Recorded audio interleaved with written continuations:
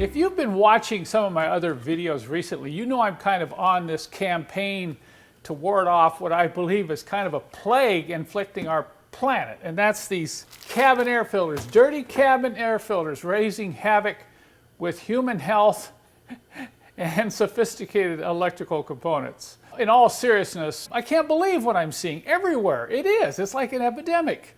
And nothing was different on this W211 chassis that you see here. Sure enough, I pull the intake air cabin filter that you see here. I can't tell you this is original, but looking at how dirty it is and looking that it does have the genuine Mercedes part number and star insignia on it, I suspect this is original to the car. That's right, 10 years old. And when I went into the dash and removed those charcoal filters, they weren't very much prettier. Of course, you don't see the heavy dirt that you do on the intake because primarily that's to trap the smell, the bad smells in your car. So once again, I know there's a number of reasons, but I'm really convinced the number one reason is a lot of owners just aren't aware of the existence of these filters, where they're located, and that they do need to be changed. So what I've been doing recently is I've been putting these kits together specifically for Mercedes-Benz, and I'm including a free video instruction manual. So there's no excuse. You can't say, no, I don't know how to do this. Granted, if you go in and buy these filters from a Mercedes dealer, you're going to say, wow, those are really expensive, and no wonder they don't get changed. But not so if you source them properly. I think probably my filter kit, along with the free instructions, is probably half of what you'll pay at a Mercedes-Benz dealership. Take a close look at this original filter. Look at how filthy it is inside. Every one of these flutes in here are just impacted with dirt and junk.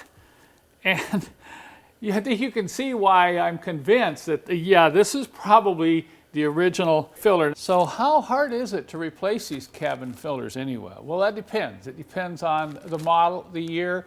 Depends on how many filters. Some have one filter, some have two filters, some have three filters. Even though I'm talking about a Mercedes-Benz here, the principles that apply to these cabin air filters apply to many cars. Almost all manufacturers after the early 2000s started putting cabin air filters in their car. Of course, they followed behind Mercedes-Benz. But it's very important, and this is going to be a little bit of a warning to you who want to find out about your own car and whether the cabin air filters exist in your car and whether or not they need to be changed. Be very careful when you go to order these, particularly if you have a luxury car with multiple cabin air filters.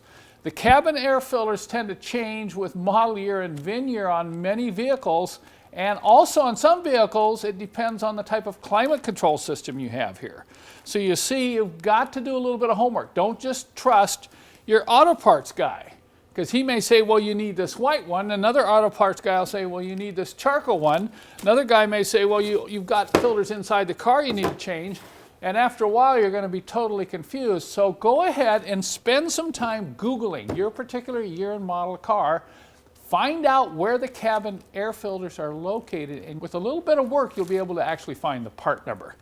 And so is the case with this W211 E-Class Mercedes. These were the E-Class Mercedes that were built from 2003 to 2009 in the US market.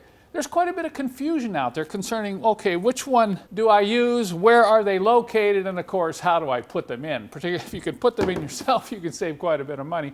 Now, I'm not going to go over this particular car in this video. That's not the purpose here. We're just talking in general terms about the importance of replacing your cabin air filters, and before you go buy them, find out exactly what you're going to need. If you're interested specifically in these E-Class Mercedes-Benzes, I'll have a separate video that I'll link you to in the show more below that will take you to that, and we'll talk more about, okay, what do you actually need?